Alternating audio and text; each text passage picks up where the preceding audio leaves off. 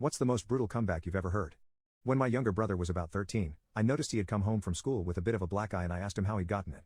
He wouldn't tell me what had happened and I thought he seemed a bit ashamed when I asked him about it, so I assumed he'd lost a fight and I left it alone. A few weeks later, I heard what had happened from one of his friends who witnessed the event.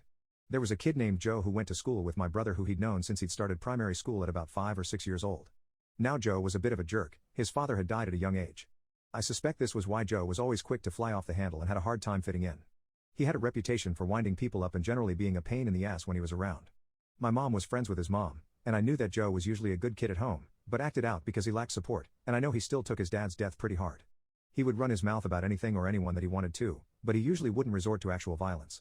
A few days before the incident, our father had just gotten a bonus from work and bought himself a sleek new sports car which has a bit of a feminine look to it. Joe had decided to choose this as his ammo for having a laugh at my brother's expense on the bus ride home. Joe said, "Hey, does your dad do his nails and style his hair? He's driving a girl's car." My brother replied with, "What does your dad drive, a coffin?"